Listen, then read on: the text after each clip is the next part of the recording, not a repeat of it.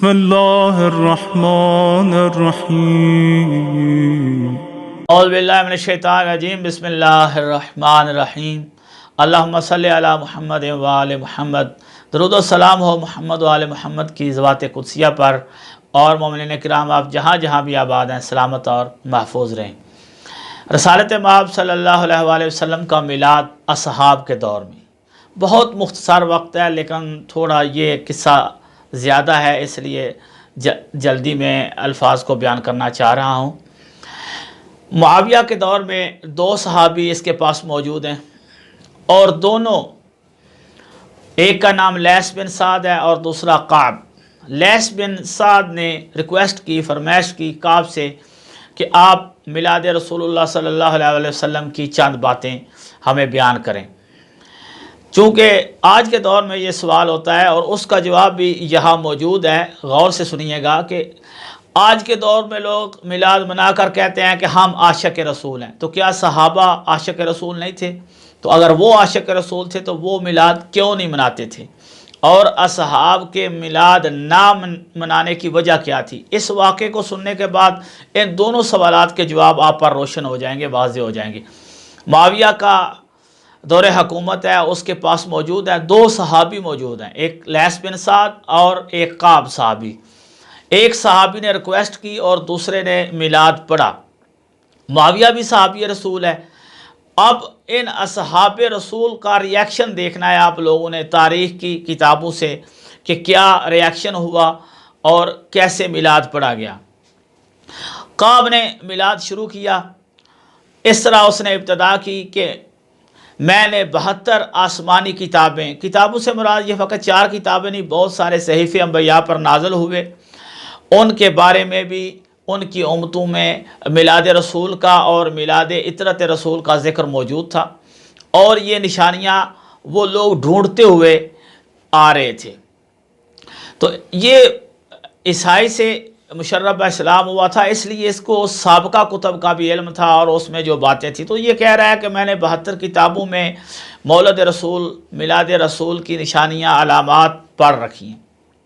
اس کے بعد اس نے میلاد شروع کیا، کہتا ہے کہ لم یولد نبی قط فنزلت علیہ الملائکہ ما خلا عیسیٰ و محمد، سوائے محمد اور عیسیٰ کے کوئی نبی بھی ایسا دنیا میں نہیں آیا جس پر فرشتے نازل ہوئے ہوں میلاد کے ٹائم پہ، مولد کے ٹائم پہ۔ وَلَا ضُرِبَ حُجُبُ الْجَنَّةِ عَلَى الْآدَمِيَّةٍ غیر مریم و آمنہ، اور حضرت آمنہ اور مریم کے علاوہ دنیا کی کوئی ایسی خاتون نہیں جس پر جنت کے پردے آویزاں کیے گئے ہوں۔ فرشتے نازل ہوئے، جنت کے پردے آویزاں کیے گئے۔ اس کے بعد یہ کہتا ہے کہ نادا مناد فی السماوات السابع، ساتوں آسمانوں میں، زمینوں میں، پہاڑوں میں آوازیں دی گئیں، آواز دینے والے نے آواز دی، بشارت ہو، خوشی مناؤ، رسالت مآب کا میلاد ہے۔ آج کی رات رسالت مآب صلی اللہ علیہ وسلم کا میلاد ہے۔ یہ اعلانات ہوئے ہر طرف، فی السماوات السابع، اور زمینوں میں، فی الجبال، پہاڑوں میں، فی البحور، اور سمندروں میں بھی۔ اور اس کے بعد کہتا ہے کہ ما من دابۃ علی الارض تدب ولا طائر یطیر الا علی بام مولدہ، زمین پر کوئی بھی ایسا چلنے والا نہیں تھا مخلوق خدا میں، اور فضا میں کوئی اڑنے والا پرندہ ایسا نہیں تھا مگر یہ کہ اس کو پتہ تھا کہ رسول اللہ صلی اللہ علیہ وسلم کے میلاد کا۔ ہر چیز، اتنے اعلانات ہوئے آسمانوں میں، زمینوں میں، بحور میں، پہاڑوں میں، یہ اعلانات ہوئے۔ اور کہتا ہے کہ جنت کو حکم دیا گیا ان اہتزی و تزینی فإن نبی اولیائک قد ولد، جنت کو حکم دیا گیا کہ وہ جھومے اور خوش ہو جائے۔ وہ لوگ جو رسول اللہ کا ذکر کرتے ہیں اور نعت پڑھتے ہیں اور جھومتے ہیں، ان کے لیے بھی یہ دعوت فکر ہے۔ یہ آپ لوگ نہیں جھوم رہے، یہ آپ کاپی کر رہے ہیں جنت کی۔ سب سے پہلے رسول اللہ صلی اللہ علیہ وسلم کے میلاد پہ جھوم کر جس نے خوشی منائی، اس کا نام جنت ہے۔ وَضَحَكَتِ الْجَنَّةُ يَوْمَئِذٍ، اور میلاد رسول صلی اللہ علیہ وسلم کے دن جنت مسکرائی نہیں بلکہ خوش ہوئی، کہکا لگا کے۔ وَهِيَ ضَاحِكَةٌ إِلَى يَوْمِ الْقِيَامَةِ، اور قیامت کے دن تک مسکراتی رہے گی۔ مسکرانا، خوش ہونا اور جھومنا، یہ سب سے پہلے افعال جنت نے انجام دیے مولد نبی صلی اللہ علیہ وآلہ وسلم کے موقع پر۔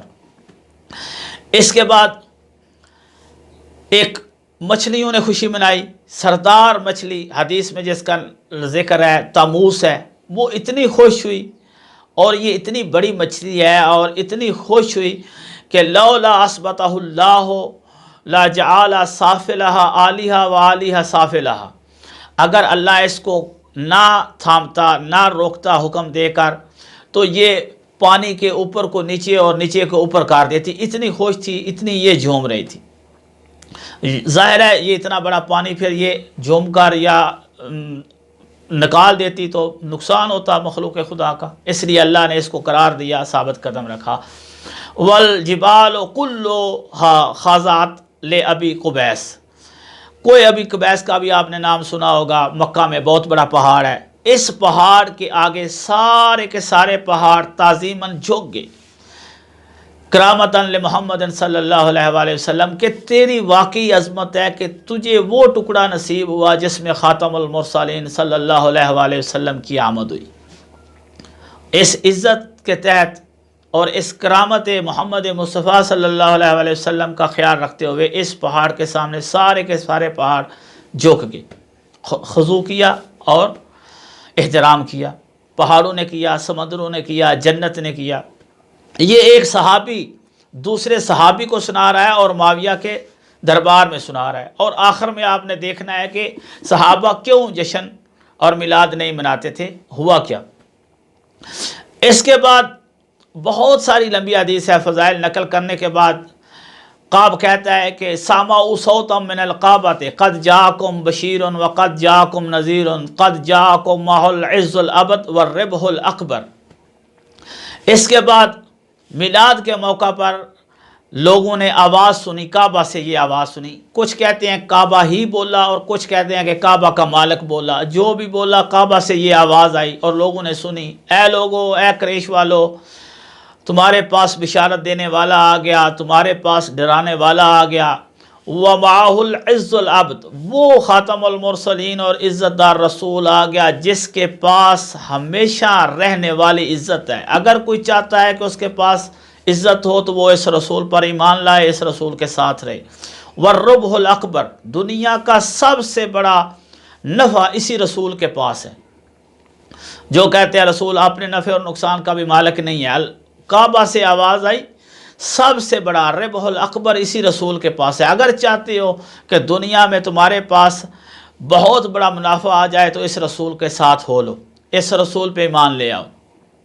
اس کے بعد قاب کہتا ہے کہ ان الناس لا یزال فی امان من العذاب ما دام اطرتہ فی دار الدنیا، یہ خود رسول بھی معزز ہیں، سردار ہیں، اور لوگ اس وقت تک اللہ کے عذاب سے امان میں رہیں گے جب تک اس کی اطرت دار دنیا میں موجود رہے گی۔ قاب معاویہ کے دربار میں لیث بن سعد صحابی کو یہ بتا رہا ہے کہ اس دنیا میں جب تک اس کی اطرت موجود رہے گی اللہ کے عذاب سے امان رہے گی، یعنی اللہ کے عذاب سے اگر کوئی بچا سکتا ہے اس دنیا میں اور آخرت میں تو وہ اس نبی کی اطرت ہے۔ یہ جملہ قاب نے کہا۔ اس کے بعد معاویہ نے سوال کیا کہ من اطرتہ، اے قاب کون ہے اطرت رسول اللہ صلی اللہ علیہ وآلہ وسلم کی؟ قاب نے کہا ولد فاطمہ۔ اب یہاں بڑا غور طلب جملہ ہے، کس وجہ سے میلاد برخاست ہوا، میلاد کیوں نہیں صحابہ مناتے تھے، کیا وجہ تھی؟ قاب میلاد پڑھ رہا ہے اور اس نے یہ جملہ بولا کہ فاطمہ کی اولاد اطرت رسول ہے۔ فَأَبَسَ وَجْهُهُ، معاویہ کا چہرہ بگڑ گیا، وَأَضَّ عَلَى شَفَتَيْهِ، اور غصے سے اس نے اپنے ہونٹ کاٹ لیے اور غصے ہو گیا، اور غصے ہو کر خود چلا گیا، اور ان کو کہا، یہ جو صحابی رسول اس کے پاس ذکر رسول کر رہے تھے، ان کو کہا قوموا ان شئتم، اب تم بھی جانا چاہتے ہو جا سکتے ہو، میں تو جا رہا ہوں۔ اب یہ ایک صحابی نے دوسرے صحابی کی فرمائش پر ایک صحابی کے پاس ہی میلاد کا جشن پڑھا ہے، اور آخر میں انجام یہ ہوا ہے۔ اس کی وجہ یہ ہے کیونکہ کعب صحابی جو تھے جن رضی اللہ تعالیٰ عنہ، جن کی کنیت ابو سحاق تھی، انہوں نے کیا کہا؟ انہوں نے یہ کہہ دیا کہ اطرت رسول ولد فاطمہ، فاطمہ کی اولاد ہے، اور اگر وہ کہہ دیتے اطرت ہو اصحاب ہو، رسول کی اطرت اس کے اصحاب ہیں، معاویہ بھی خوش ہو جاتا، معاویہ خیل بھی خوش ہو جاتے، اور یہ کہتے جب تک وہ دنیا میں باقی رہیں اللہ کے عذاب سے امان ہے، چونکہ اصحاب اطرت ہیں تو ہم باقی ہیں، ہماری وجہ سے امان ہے۔ اور چونکہ ابو اسحاق نے، کعب نے لیث بن سعد کو سناتے ہوئے یہ جملہ کہہ دیا کہ اگر کوئی امان ہے اس دنیا میں اور کوئی افضل اطرت ہے رسول کی تو وہ ولد فاطمہ ہے، اس پر یہ صحابی رسول غصے ہوا، ان کو بھی نکال دیا، اور اس طرح یہ میلاد اصحاب کے دور میں ختم ہوا۔